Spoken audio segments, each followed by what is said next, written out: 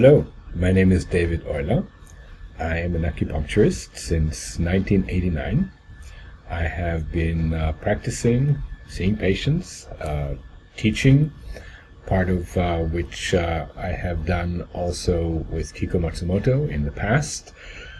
In my past, I also had 16 years teaching for the Harvard Medical School in a course we created for physician and later on also for acupuncturist.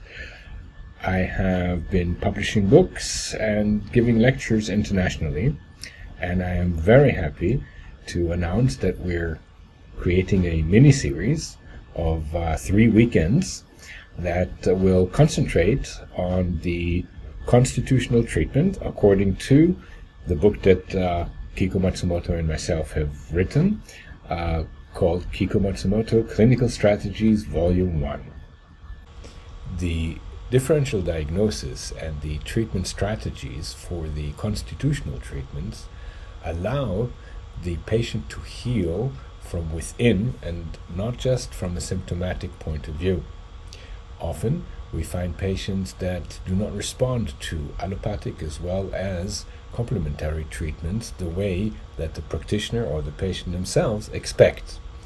Here, the ability to find what is the constitution that is imbalanced is a very powerful tool that I will elaborate on and present. On the first weekend, we're going to concentrate on constitutional disorders such as the adrenal gland exhaustion syndrome, the diagnosis and treatment of imbalanced immune systems, as well as the diagnosis and treatment of the oketsu, which is stagnation of blood in the abdomen. On the second weekend, we're going to talk about Shen imbalance, the balance between the sympathetic, parasympathetic, and enteric nervous system. This has very deep meaning and implications on the patient's health, the ability of the patient to cope, and can influence the epigenetic presentation to the point where chronic inflammation, oxidative stress, etc. may cause or be at least in the background of malignancies, cancers, diabetic mellitus type 2, ulcerative colitis, and a whole array of other inflammatory disorders.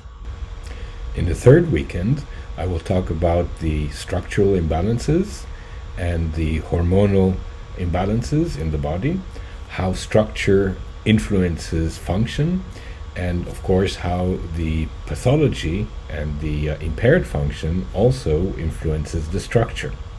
If we have time, and I hope we do, I will talk about disturbance fields like scars and piercings and how they might affect the reflection sites and the acupuncture points.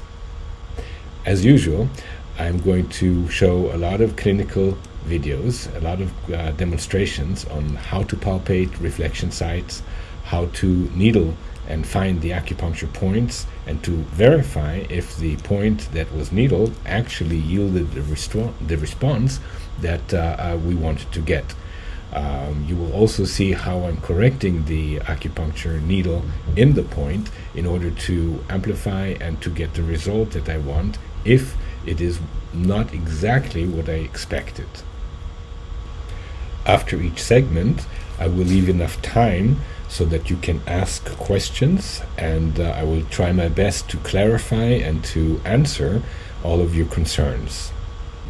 The style of acupuncture that uses palpation to verify acupuncture points and their action on what we found on reflection sites, on muscles that are tight, on painful spots and trauma, on restriction of movement, etc., is extremely satisfying, especially to the patient that actually feels that there is a change in real life, in real time, with the acupuncture needle. It gives the patient hope, and for the practitioner it's very reassuring that we actually know what we're doing in real time.